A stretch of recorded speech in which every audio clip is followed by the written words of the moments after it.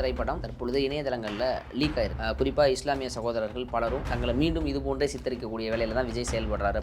விஜயின் இந்த போக்கு அரசியல் வந்ததற்கு பிறகும் சரின்னு நினைக்கிறேன். இந்த படம் இவங்களாவே ரிலீஸ் பண்ணியிருந்தா, ப்ரொடக்ஷன் டீம் கேவிஎம் அந்த ப்ரொடக்ஷன் டீமே ரிலீஸ் பண்ணியிருந்தா கூட 10 நாளைக்கு முன்னாடி தேர்தலுக்கு முன்னாடி வந்திருக்கும். இப்போ அந்த விஜயோட கட்சியோட பிரச்சார படம் தான். டிவிக்கேன்னு அவர் கையில் பச்சை குத்தி இருக்கிறதா இருக்கலாம், அந்த படத்தில் அந்த ரெட்டை யானைகளை வச்சுட்டு இருக்கலாம், இல்லை எம்ஜிஆரை சிம்பிளைஸ் பண்ணுறதா இருக்கலாம். இதெல்லாம் அவர் ஒரு டிவிக்கேக்கான ஒரு பிரச்சார படமாகத்தான் அது மக்கள் மத்தியில் ஜனநாயகன் தன்னுடைய கடைசி படம் கேரியரை விட்டுட்டு வரேன் அப்படின்ற தளங்கள்ல இருந்து தான் அவர் ப்ரமோட் பண்ணியிருக்கிறார். அவர் இதுக்கு முன்னாடி துப்பாக்கியா இருக்கலாம், பீஸ்டா இருக்கலாம், இந்த படங்கள் எல்லாம் அவருக்கு எதிர்ப்பு இருந்துச்சு. அப்போ சாதாரண ஒரு துணி கடை வச்சிருக்கிறவர், ஒரு செல்போன் கடை வச்சிருக்கிறவங்க எல்லாம் ஸ்லீப்பர் செல் அப்படின்னு துப்பாக்கியில் பேசப்பட்டுச்சாருலாம். ஒரு இஸ்லாமிய ஒரு இமாமோட ஒரு தோற்றத்தை பீஸ்ட் படங்கள்ல காட்டினதா.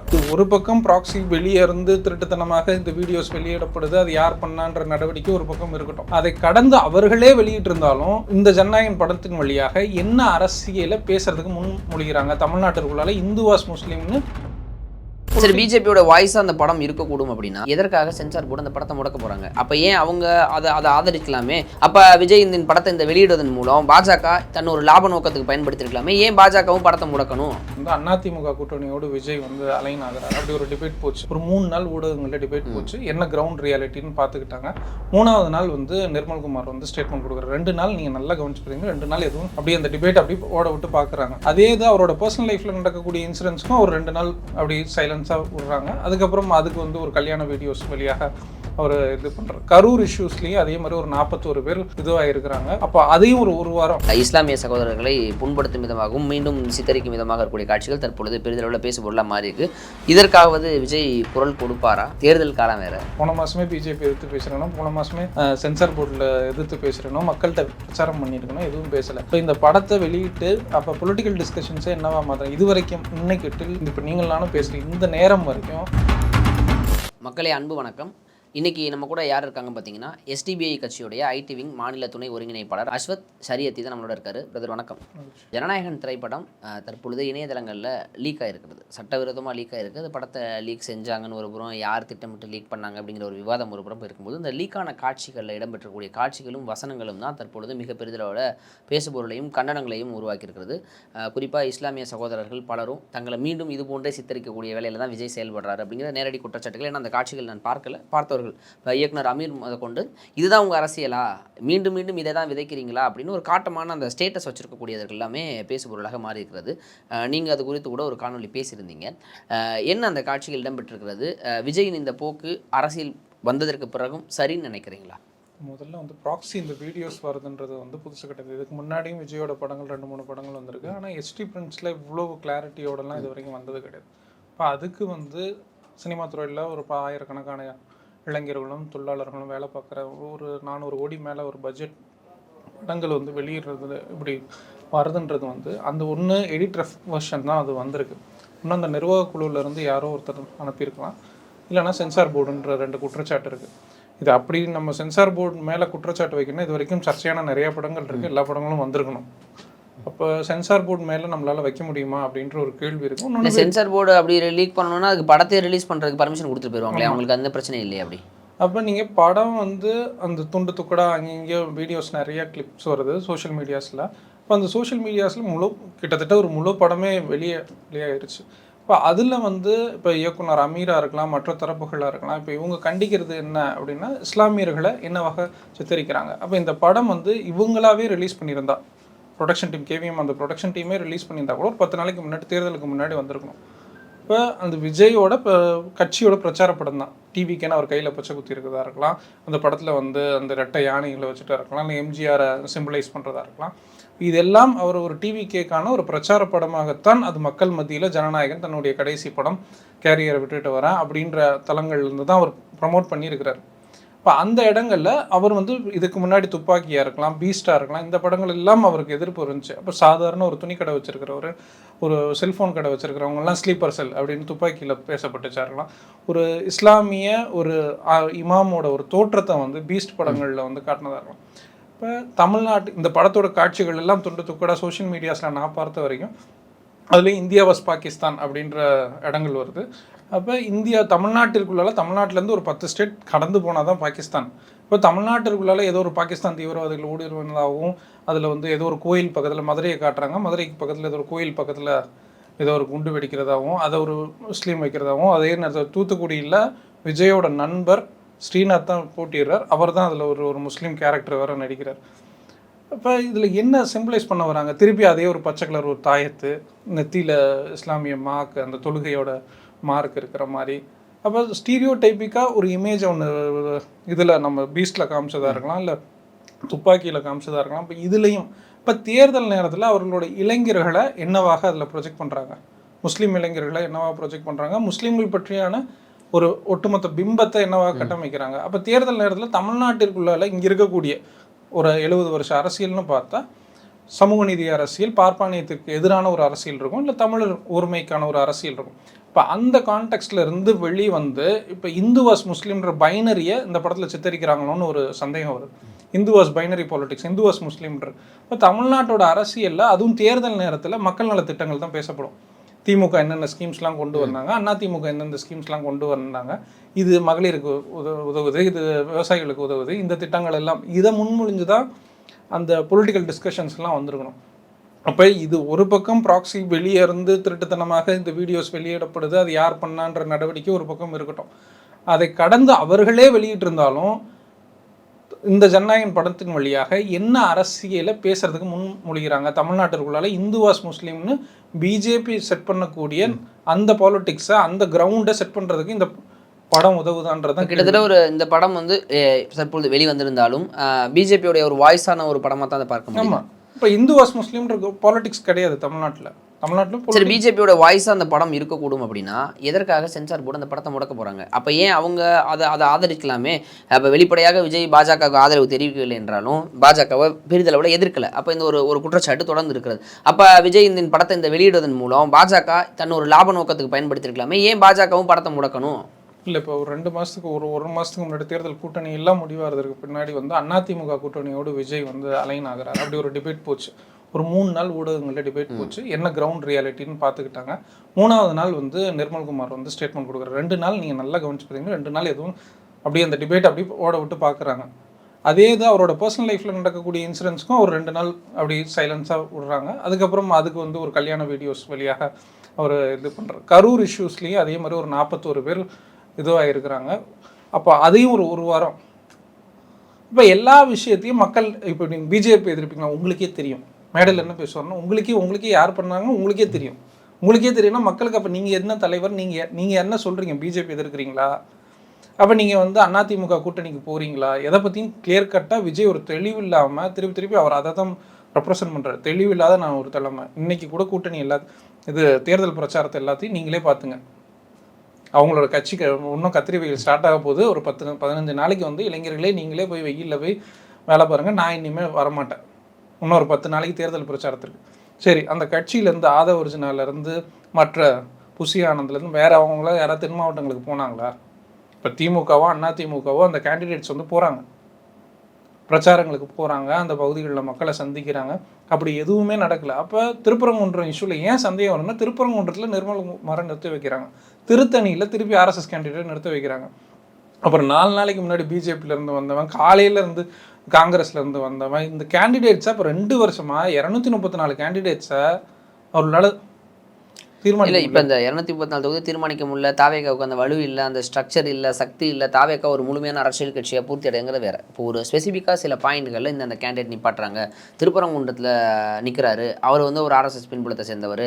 திருத்தணியில் நிற்கிறாரு, அவர் ஒரு பாஜக ஒரு ஆதரவு முகத்தில் இருந்தவர், ஒரு ஆர்எஸ்எஸ்காரர் அப்படின்னு இப்படி ஒரு குறிப்பிடும் பொழுது தான் அந்த தொகுதிகளை பாஜக மீண்டும் விஜயின் வாயிலாக குறி வைக்கிறார்களா? ஆமாம், அப்போ நீங்கள் அந்த கிரவுண்ட் ரியாலிட்டின்றது ஒன்று இருக்குது. இன்னொரு பக்கம் இந்த பொலிட்டிக்கல் கான்வர்சேஷன் டிஸ்கஷன்ஸ் என்னவாக இருக்குது அரசியலில். நான் முன்னாடி பேட்டி ஆரம்பிக்கும் போதே சொன்னேன், இங்கே வந்து ஜெயலலிதா வந்தால் இதெல்லாம் கொடுப்பாங்க, கலைஞர் வந்தால் இதெல்லாம் கொடுப்பாங்க, அவர் வந்தால் டிவி கொடுத்தாங்க, இவங்க வந்தால் மிக்சி கொடுப்பாங்க.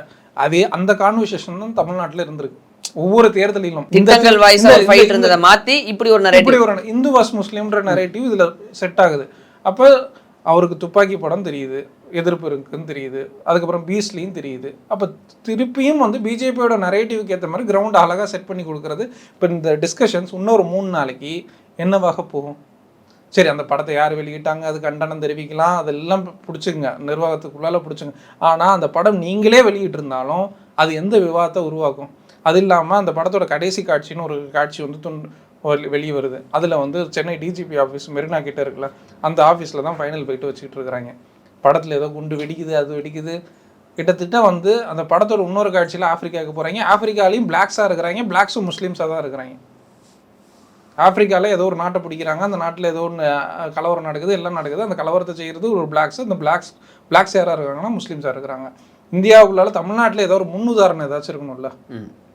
நீங்கள் படத்துல இருந்து நீங்கள் வந்து எம்ஜிஆர்லேருந்து இப்போ நீங்கள் தெலுங்கு படத்தோட ரீமேக் இது கேசரின்ட்டு.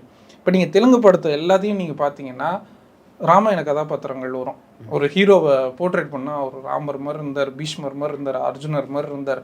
ஏதோ ஒரு கேரக்டர், ஒரு ஒரு ஒரு பாட்டி வந்து ஒரு சொல்லுவாங்க, ஏதோ ஒரு கேரக்டர். இதுலேயும் ஒரு சுனில்ன்ற கேரக்டர், தெலுங்கு ஆக்டர், அந்த சுனில் வர்மா, அவர் தான் இதுலேயும் நடிச்சிருக்கிறார். இப்போ இவரை பற்றியான அந்த பிம்பம் இருக்குல்ல, இப்போ தமிழ் சினிமா வரலாறுன்னு நம்ம எடுத்துக்கிட்டால் 50 வருஷமாக எம்ஜிஆர் வந்து ஒரு சாதாரண ஆளாக இருப்பார். பராசக்தியிலேருந்து சிவாஜிலேருந்து எம்ஜிஆர்லேருந்து ரிக்ஷா ஓட்டுவார், இல்லை ஆட்டோ ஓட்டுவார், இல்லை ஏதோ ஒரு சின்ன சின்ன வேலைகளை செய்வார், பேங்க் மேனேஜராக இருப்பார். இந்த வேலைகளை செய்வாங்க. இந்த ஹீரோ கிட்டத்தட்ட என்ன வேலை செய்கிறாரு, யாருக்காக இந்த படம் ப்ரொஜெக்ட் ஆகுது? அப்போ தெலுங்கு படத்தில் ஒரு அந்த நரேட்டிவ் இருக்குல்ல, ஒரு மெஜாரிட்டேரியன் ஹிந்துத்துவா நரேட்டிவ், அந்த நரேட்டிவை இதில் செட் பண்ணுறாங்களா? இப்போ தமிழ் சினிமாவில் அப்படி ஒரு கதாபாத்திரங்களே கிடையாது, அதுக்கு ஒரு முன் உதாரணங்களே கிடையாது. மதுரையில் வந்து ஏதோ ஒரு பெரிய ஒரு டான் இருக்கிறதாகவும், அம்பேத்கர் எழுதிய சட்டத்திற்கு எதிராக நாங்கள் ஒரு சட்டத்தை வச்சுக்கிட்டு இருக்கிறதாகவும், மதுரையில் அப்படி யார் இருக்கிறா? மதுரையில் எந்த பகுதியில் இருக்குது? மலைக்கு இந்த பக்கமாக, மதுரையில் அந்த பக்கமாக? யார் அப்படி உள்ளூரில் கட்ட பஞ்சாயத்து பண்ணிகிட்டு இருக்கிறா? அப்போ ஒரு பக்கம் கையில் வந்து டிவிக்கேன்ற பச்சை குத்துறதா இருக்கலாம். அப்போ அந்த இளைஞர்களை என்னவாக தமிழ்நாட்டில் காட்டுறாங்க? அப்போ நீங்கள் ஒரு ஃபேண்டசிக்கும் யதார்த்தத்தையும் நீங்கள் போட்டு கன்ஃபியூஸ் பண்ணுறீங்க. ஒரு ஃபேண்டசி லைஃபையை நீங்கள் ஸ்பைடர்மேன் படத்தில் ஸ்பைடர்மேனுக்கு ஒரு பூச்சி கடிச்சிடும், பூச்சி கடிச்சதுனால ஸ்பைடர்மேனுக்கு சக்தி வந்துடும். இதில் எங்கேருந்து வருது? அப்போ நீங்கள் ஃபேண்டசி ஒரு பக்கம் வைக்கிறீங்க, யதார்த்த வாழ்க்கைக்குள்ளால ஒரு அரசியல் கட்சி தொடங்குறீங்க, அதை நீங்கள் ஒரு சினிமாவுக்குள்ளால புகுத்தி நீங்கள் வந்து நிஜ வாழ்க்கையில் சந்திக்கக்கூடிய மனிதர்களை நீங்கள் என்னவா சித்தரிக்கிறீங்க. அதில் ஒரு காட்சியில் வந்து ஒரு முஸ்லீம் திடீர்னு வந்து குண்டு வச்சுருவாங்க, ஒரு முஸ்லீம் எல்லாரும் சுற்றி பார்ப்பாங்க. இது ரொம்ப சீரியஸான விஷயம். என்னென்னா, மகாராஷ்டிராவில் சமீபத்தில் 1.5 வருஷத்துக்கு முன்னாடி ஒரு ஆர்பிஎஃப் போலீஸ் ஆஃபீஸர் ஒருத்தர் ட்ரெயினில் போகிற ஒரு முஸ்லீமை ஷூட் பண்ணார். அவர் எந்த குற்றமும் பண்ணல. ட்ரெயினில் ஒரு முஸ்லீம் தாடி வச்சு தொப்பி வச்சு ஒருவாடு சாதாரணமாக ட்ரெயினில் போகிற, அப்போ நீலாம் பாகிஸ்தானுக்கு போகணும், ஒரு ஆர்பிஎஃப் போலீஸ் ஆஃபீஸர் ஷூட் பண்ணார். அது தெலுங்கானா சட்டமன்றத்திலேருந்து மகாராஷ்டிராவிலேருந்து எல்லாம் பேசு பொருளாச்சு. இப்போ சாதாரண ஒரு தர்பூசணி கடை வச்சிருக்கிறவராக இருக்கலாம், இல்லை ஒரு சின்ன சின்ன வேலைகளை செய்யக்கூடிய முஸ்லீம் அடையாளங்களோடு இருக்கக்கூடிய மக்களை மேலும் நெருக்குதலுக்குள்ளாகுது. அப்போ இதை வெறும் படமாக மட்டுமே பார்த்துட முடியுமா? நம்ம கடந்து போக முடியல, ஒரு வெறுப்பை விதைக்கிறது போன்ற ஒரு செயலை திருப்பி திருப்பி தோற்றுக்கிட்டே இருக்காங்க. அப்போ இந்தியா வாஸ் பாகிஸ்தானா நீங்கள் வந்து இந்த வாரெல்லாம் இந்த படம் வந்து ரொம்ப ரொமான்டிசைஸ் பண்ணுது. நமக்கு ஈரான் இஸ்ரேல் வாழை இப்போ பார்த்துக்கிட்டு இருக்கிறோம். எங்கேயோ ஈரானில் நடக்கக்கூடிய பிரச்சனை, ஈரானில் கொத்து கொத்தாக செத்துக்கிட்டு இருக்கிறாங்க இஸ்ரேலால். அந்த இடத்தோட பிரச்சனை இங்கே கேஸ் பிரச்சனை வரைக்கும் விலை இருக்குது. அப்போ நீங்கள் ஒரு ஃபேண்டசி லைஃப்பை படத்தில் காட்டுறீங்க. ஃபேண்டசினா நீங்கள் புலி மாதிரி ஒரு படம் எடுக்கலாம். சரி, அது முன்னாடி வேறு. இப்போ அதுதான் இப்போ நம்ம கேட்குறது, முன்னாடி திரைப்படத்தை நடிக்கும் பொழுதும் அது தவறு தான். ஏன்னா நீங்கள் ஒரு பல இளைஞர்கள் நம்பக்கூடிய ஒரு விஷயமா நீங்கள் நடிக்கிறீங்க ஒரு படம், அந்த கதையை நம்புகிறாங்க, அந்த படத்தில் இப்படி தவறாக சித்தரிக்குங்கிற நடந்த காட்சிகள் ஓகே. தற்பொழுது ஒரு அரசியல் கட்சி தலைவராக மாறிட்டார். மீண்டும் இது போன்ற படத்தில் இதை தோற்றுவிப்பதன் மூலம் பாஜகவின் குரல் தான் விஜய் அப்படின்னு புரிஞ்சு. இப்போ நீங்கள் உதயநிதி இருக்கிற டெப்டி சிஎம், மாமன்னன் ஒரு படம் வருது, அதுக்கப்புறம் நெஞ்சுக்கு நீதினு வருது. அந்த படத்தோட அந்த கதையோ இல்லை இங்கே இருக்கக்கூடிய சாதிய விஷயங்கள் அதுவும் ரீமேக் தான். இப்போ வேறு படங்களோட ரீமேக் தான். அதாவது தமிழ்நாட்டுக்குள்ளால ஒரு அரசியலுக்குள்ளால பொறுத்துறாங்க. அதில் நமக்கு முன்னுக்கு பின் முரணாக இருந்தாலும் அது யதார்த்தத்தோடு ஒத்துப்போகுது. அப்போ இந்த படம் எதோட ஒத்துப்போகுது? அதில் நீங்கள் மாற்றுக்கருத்து வைக்கலாம், மாமன்னன் மீதோ நெஞ்சுக்கு நீதி மீதோ. கிட்டத்தட்ட அவரும் ஒரு அரசியல்வாதி, டெப்டி சிஎம். நீங்கள் அது மேலே 1000 விமர்சனம் வச்சாலும் அது யதார்த்தத்தோடு இங்கே இருக்கக்கூடிய ஒரு அரசியலோடு ஒத்துப்போகக்கூடிய ஒரு சினிமாவோடு இவர் என்ன படம் எடுத்துக்கிட்டு இருக்கிறாரு, இப்போ நான் அடுத்த சிஎம் ஆக போகிறேன். அப்போ நீங்கள் அந்த இளைஞர்களுக்கு இது வரைக்கும் அவர் பின்னாடி போய் ஒரு 50 பேருக்கு மேலே இறந்து போயிருக்கிறாங்க, பின்னாடி வண்டியை துரத்திக்கிட்டு போய். அதுக்கு ஒரு கண்டனம் தெரிவிக்கல, நீங்கள் பின்னாடி வராதிங்கன்னு சொல்லலை, வருத்தம் தெரிவிக்கல. அப்போ இந்த மாதிரியான ஒரு மாப் இளைஞர் கும்பலை வச்சுக்கிட்டு நீங்கள் இந்த மாதிரி ஒரு படம் எடுத்தீங்கன்னா ஒரு முஸ்லீமை பார்க்கும்போது என்னவாக இன்றைக்கி இஸ்லாமோஃபோபியா இந்த நாட்டில் மிக உச்சத்தில் இருக்குது, ஜெனோசைட் வாட்ச் வரைக்கும் பேசப்படுது. அப்போ அந்த சூழலில் நீங்கள் வந்து சோஷியல் ஜஸ்டிஸ் பாலிடிக்ஸ் பேசுகிறேன்னு ஒரு பக்கம் சொல்லிட்டு நான் வந்து செக்யூலர் பாலிடிக்ஸ் தான் பேசுகிறேன்னு சொல்லிட்டு இந்த பக்கம் நீங்கள் எந்த செக்யூலரிஸ்ட்டை பேசுகிறீங்க? அப்போ யாருக்கான இது ஒரு செக்யூலரிசமாக இருக்குது? அப்போ நீங்கள் ஒரு முஸ்லீம் கேரக்டர், ஒரு நல்ல ஒரு முஸ்லீம் கேரக்டர், அப்போ இது கடந்த 30 வருஷமாக இந்திய அரசியல் முற்று முழுதாக மாறி இருக்கு ஆஃப்டர் பாபரி பள்ளி இடிப்புக்கு பின்பு. அப்போ அந்த ஆஃப்டர் பாபரி பள்ளி இடிப்புக்கு பின்பு, குளோபலைசேஷனுக்கு பின்பு அந்த இஸ்லாமாஃபோபியா படங்கள்லேருந்து நீங்கள் என்ன பாலிடிக்ஸை ப்ளே பண்ணுறீங்க? நீங்கள் அதில் வந்து சோஷியல் ஜஸ்டிஸ் பாலிடிக்ஸ் பேசுகிறேன், நான் செக்யூலர் பாலிடிக்ஸ் பேசுகிறேன்னா ஒன்றும் இல்லை. இதுக்கு முன்னாடி சிறைன்னு ஒரு படம் வந்துச்சுல்ல, அது இப்போ தான் சொல்லுவாங்க. ஏன்னா அந்த சிறைங்கிற அந்த ஒரு படத்தில் வந்து ஒரு காட்சி நமக்கு அது ஒரு நார்மல் ஒரு கோர்ட் சீன் இருக்கும். கோர்ட்டில் இயல்பாக எல்லா கோர்ட்லேயும் இருக்குது, எல்லா கவர்மெண்ட் ஆஃபீஸ்லேயும் ஒரு கோயில் இருக்குது. அந்த கோயிலில் உள்ளது வந்து நார்மல். ஆனால் ஒரு போலீஸ் ஆஃபீஸர் அந்த இடத்துல ஒரு தொழுதுட்டு போகும்போது அந்த ஒரு சீன் சொல்லிட்டு போகிறோம். அது யதார்த்தமாக நம்ம எல்லா கோர்ட்லேயும், ஒரு கலெக்டர் ஆஃபீஸில் எல்லாத்துலேயும் பார்க்கலாம்.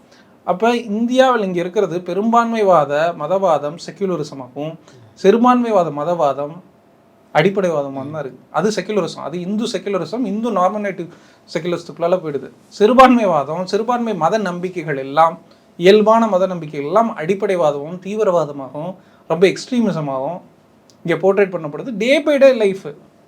இப்போ சென்னையில் வீடு கிடைக்காது பிரச்சனை, ஒரு முஸ்லீமாக இருக்கிறதுன்றது பிரச்சனை. இப்போ முஸ்லீம் தோற்றங்களை நீங்கள் பீஸ்ட் படங்களில் காமிச்ச அந்த விதம் இருக்குல்ல, நீங்கள் ஒவ்வொரு ஷார்ட்ஸையும் நான் வந்து நோட் பண்ணி கொடுக்குறேன், சீன் பை சீன் நான் நோட் பண்ணுறேன். இந்திய ஜனநாயகம் அம்பேத்கர் ஃபோட்டோவும் உங்களால் வைக்க முடியுது, அந்த ஜெயிலிருந்து அந்த ட்ரெய்லர்லேயே வருது. அப்போ நீங்கள் சீன் பை சீன் ஒவ்வொரு சீனும் மக்கள் மத்தியில் என்னவாக ரிஃப்ளெக்ட் ஆகும், அது என்னவாக ப்ரொஜெக்ட் ஆகும். இன்றைக்கி சோஷியல் மீடியா வேர்ல்டுக்குள்ளே இந்த எராவில் நம்ம ஒரு முழு படத்தோட இதை பார்க்க போகிறதில்ல. இந்த 2 சீனை மட்டும் கட் பண்ணிவிட்டு இன்ஸ்டாகிராமில் உங்களால் வெறுப்பை கக்க முடியும், யாராலும் வெறுப்பை கக்க முடியுது. பிஜேபி அந்த சூழல் தான் வச்சுருக்கு. இப்போ இன்றைய சூழலில் இந்த வெறுப்பு விஷயம் பிரச்சாரங்கிறது போய் சேரும் பொழுது அது நெகட்டிவாக தானே மாறும். இன்றைக்கி ஒன்றும் அப்படி நம்ம ஒரு கூட்டம் இளைய தலைமுறை அப்படி இருக்கிறாங்கிறதுனால பார்ப்பதெல்லாம் நம்புகிற கூட்டமாக அது இன்னும் இருக்குன்னு நம்புறீங்களா? இல்லைங்க, இன்றைக்கி தமிழ்நாட்டில் வந்து நம்ம இன்னும் சீரியஸாக அது இன்டெப்த்தாக பேசினா ஃபேக்ட் செக்கிங் யூனிட்ஸ் வந்து கர்நாடகாவில், தமிழ்நாட்டில், கேரளாவில் இதெல்லாம் எத்தனை வருஷமாக இருக்குது? லாஸ்ட் ஒரு 15 இயர்ஸ்லேருந்து லாஸ்ட் ஒரு 10 இயர்ஸ்க்குள்ளால தான் ரீசன்ட் ஃபேக்ட் செக் யூனிட்ஸ் வந்து கவர்மெண்ட்டே இது பண்ணுறாங்க. அப்போ இன்றைக்கி ஃபேக் நியூஸஸ் வந்து அதிகமாக இருக்குது. இப்போ விஜயே ஒரு 2 வருஷத்துக்கு முன்னாடி இஃப்தாருக்கு தொழுதுட்டு போனது மற்ற பங்களாதேஷ் நியூஸ் சேனல்ஸ்லேருந்து, பாகிஸ்தான் நியூஸ் சேனல்ஸ்லேருந்து, நார்த் இந்தியன் மீடியாஸ் வரைக்கும் அவர் இஸ்லாத்துக்கு வந்துட்டார், மதம் மாறிட்டார். அது பொய்ன்றது எல்லாருக்கும் தெரியும். ஆனால் நார்த் இந்தியன் அப்போ ஒரு நியூஸ் என்னவாக ஸ்ப்ரெட் ஒன்றும் இல்லை. நீங்கள் அதே மதுரை மீனாட்சி அம்மன் கோயிலில் இந்த காட்சி எவ்வளோ ஆபத்தானதுன்னா, ஒரு 6 மாதத்துக்கு 8 மாதம் இருக்கும்.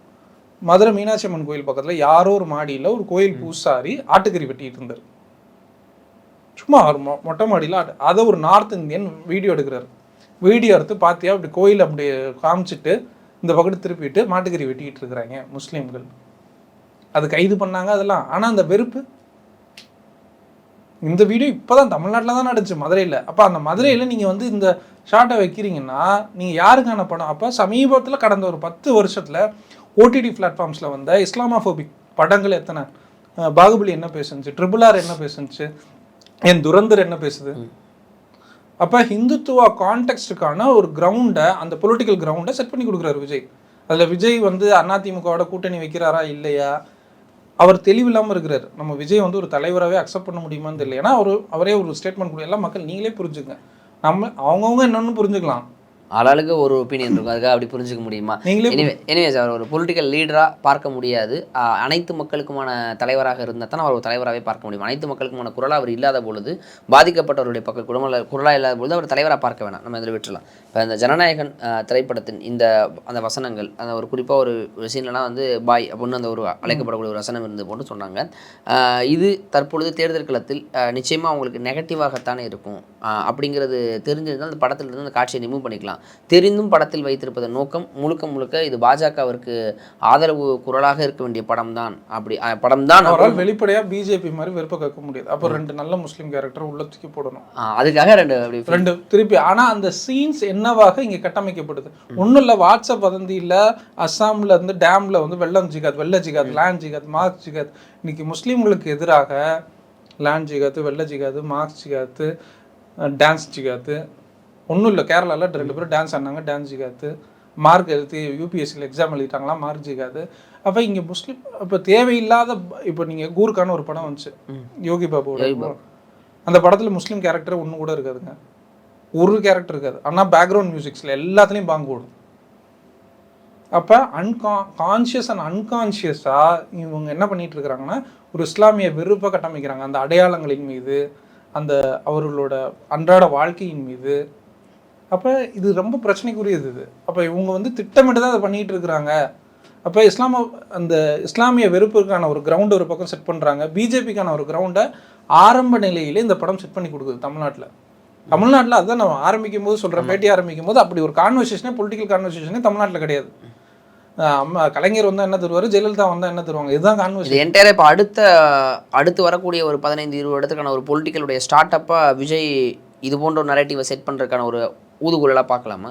விஜயால் இந்த எலெக்ஷனுக்கு அப்புறம் ஒரு கட்சி இருக்குமான்னு தெரியல. இந்த எலெக்ஷனுக்கு அப்புறம் விஜய் போன்ற இன்னும் பலர்கள் இப்படி வரலாம் இல்லையா? இல்லை, இந்தியாவில் உள்ள இன்னைக்கு சூழல் வந்து செக்யூலர் பார்ட்டிஸ் எல்லாமே கிட்டத்தட்ட இந்துத்துவ நரேட்டிவ்ஸ்க்கான ஒரு இதுவாக மாறி இருக்கு. இந்தியா முழுக்க பல்வேறு மாநிலங்கள்லையும் பிஜேபிக்கான ஒரு செக்யூலர் பாலிடிக்ஸ் எல்லாமே இந்து செக்யூலர் பாலிடிக்ஸாக மாறி இருக்கு.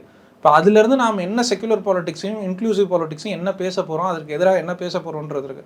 இதில் கவனமாக விஜய் போன்ற தரப்புகளை நம்ம எதிர்க்க வேண்டிய தேவை இருக்குது. எனிவேஸ், இப்போ இந்த வெறுப்பு அரசியல் அப்படிங்கிறது இந்த இப்போ இல்லை இன்னொன்று என்ன காமெடினா, படத்தில் ஃபுல்லாக வெறுப்பு அரசியலுக்கு எதிராக பேசுகிறோம்னு சொல்லுவார். அப்படியா?